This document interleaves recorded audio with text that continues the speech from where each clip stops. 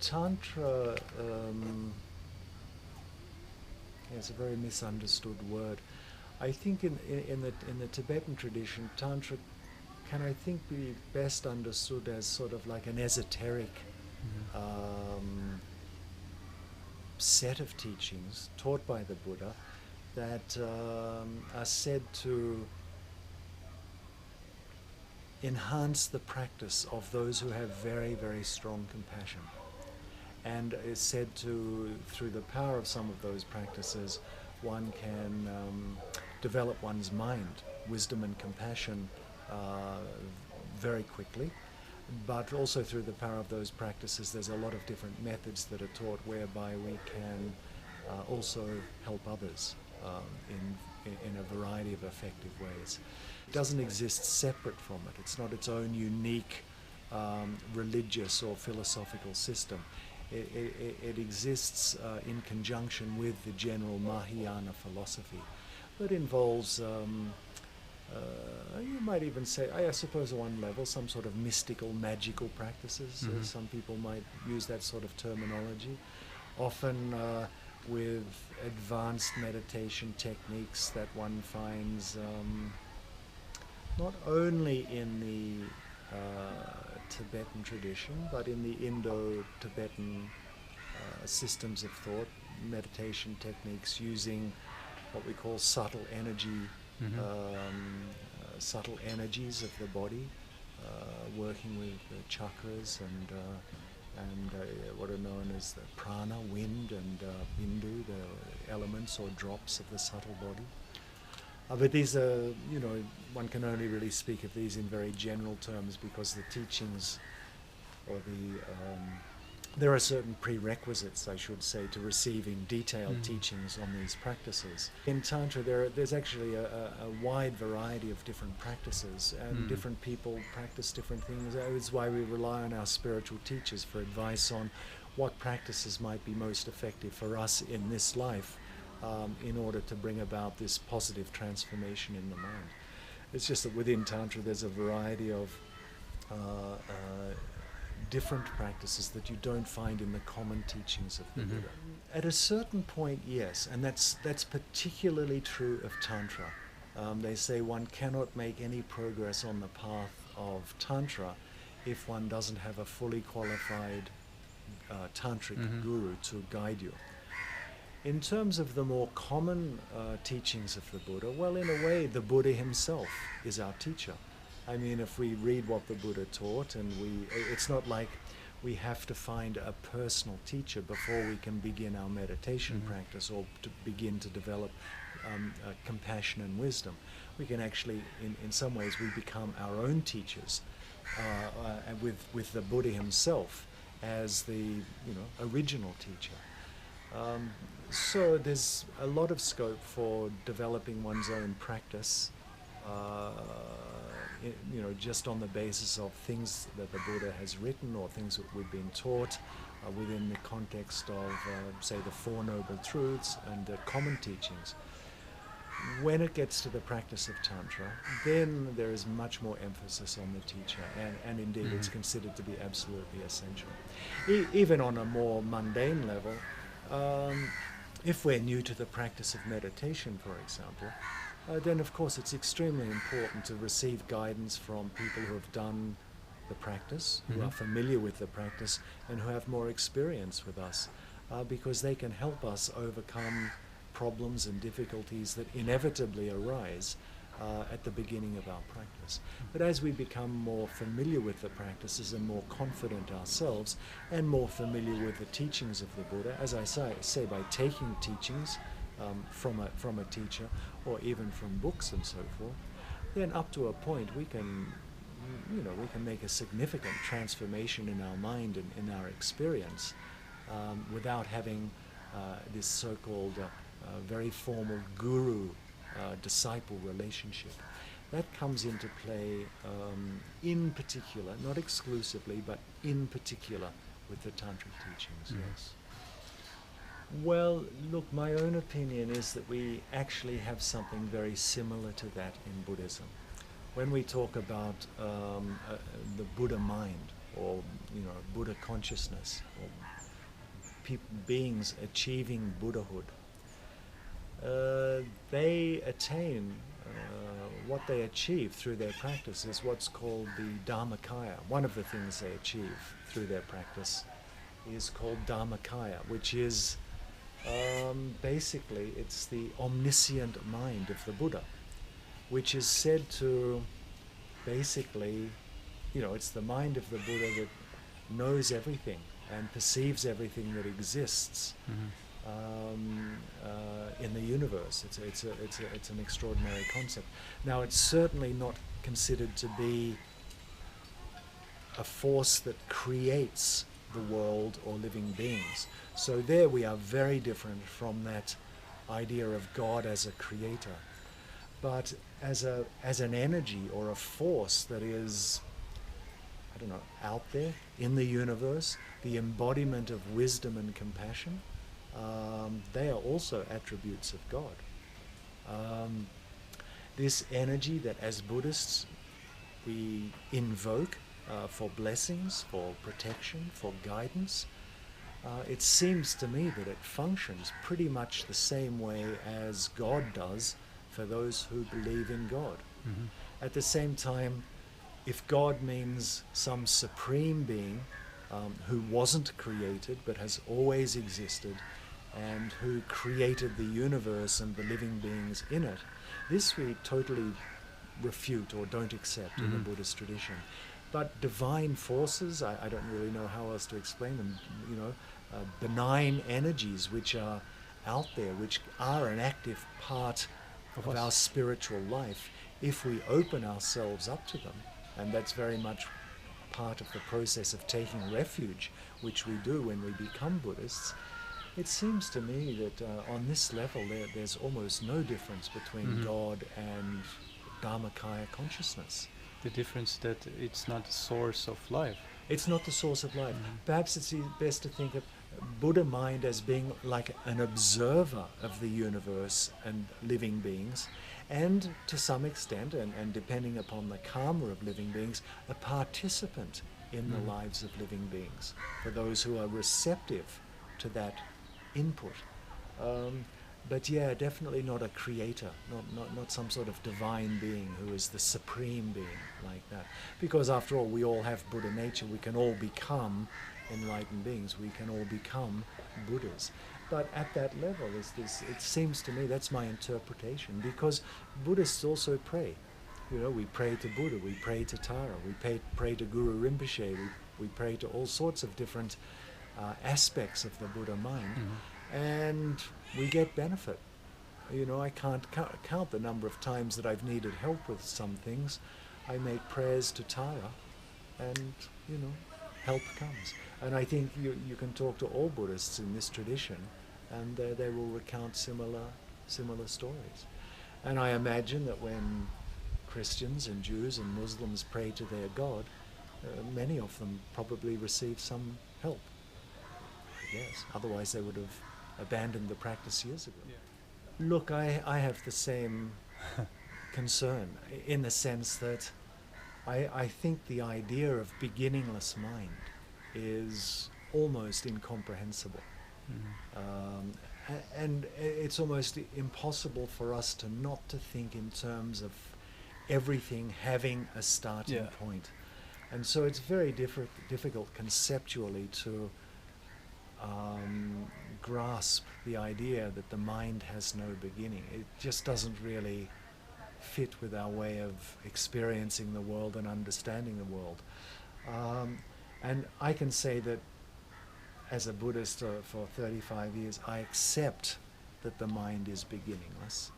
That, if I'm completely honest, I don't necessarily understand that. I understand the logic behind it and the rationale behind it, and I accept it without, but don't fully grasp. It's just too difficult to fully understand that.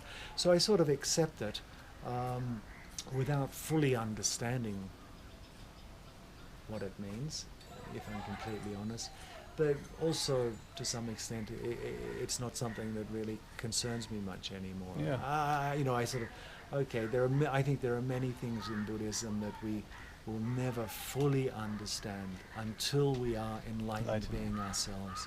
And so one can, even talk about even the whole process of reincarnation and the realms of existence and karma and so on and so forth.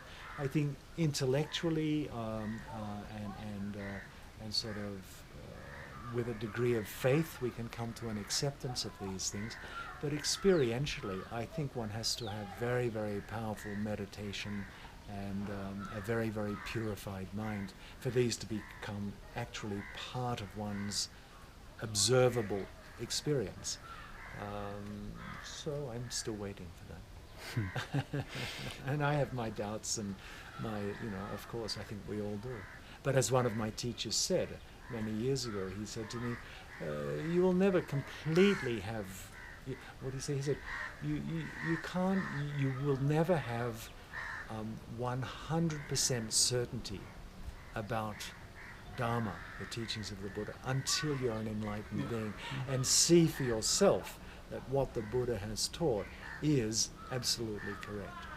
And so I suppose all of us, to some extent, depend on a degree of faith in order to sustain our practice, which is perfectly fine, because faith is central to, I think, anybody's spiritual practice, because there just are unknowable phenomena in the universe until our own minds are so evolved that, as I say, they become part of our actual experience.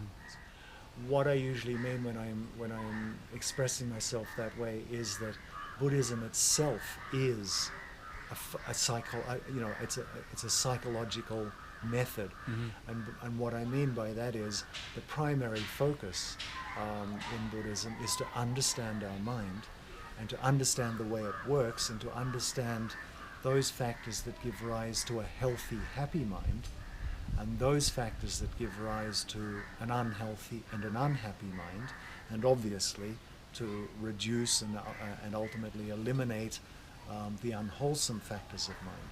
And in that sense I refer to Buddhism as being almost like the ultimate psychology, because it provides a method whereby not just we can understand the mind, but whereby we can transform it into this state of, literally infinite wisdom, infinite compassion. And I suppose we could correlate that to infinite happiness as well. So, if we're practicing Buddhism properly and applying the teachings to our mind, not just taking it as an intellectual exercise or it's a fascinating theory or methodology, if we're actually applying it to our own mind and developing our mind in the way that the Buddha taught, then there's no question that over time we become infinitely more psychologically, emotionally, and of course spiritually healthy and sound and strong and clear. Well, if we look at it from the Buddhist psychological point of view, we would have to say that there is too much attachment, too much desire, too much anger, too much ego, and not enough tranquility, not enough peacefulness, not enough inner space, not enough wisdom, not enough compassion. It seems that in this modern age, our sole focus of life is on sensory gratification. How can we have more fun, if you like, more pleasure, more excitement, purely based on sensory gratification. And so we have a tendency to see the material advancements that we've made over the last couple of 100 years, which no doubt bring many, many benefits. But we have a tendency, I think, to see material development as being the sole and only measure of almost civilization. The more technologically advanced we are, the more we have, the more we can enjoy ourselves, then the better off we are. And up to a point, there's value in that. I mean, we are healthier. We have, many of us, not all, but those of us who come from more developed countries, we have a high standard of living. We're comfortable. We have an abundance of food and clothing and good homes and access to astonishingly developed medical systems. So it's not that there's no benefit. Well, it's not in balance. It's not balanced anymore. We've lost touch with the absolutely essential need for some sort of spiritual relationship with ourselves, with the universe, with each other.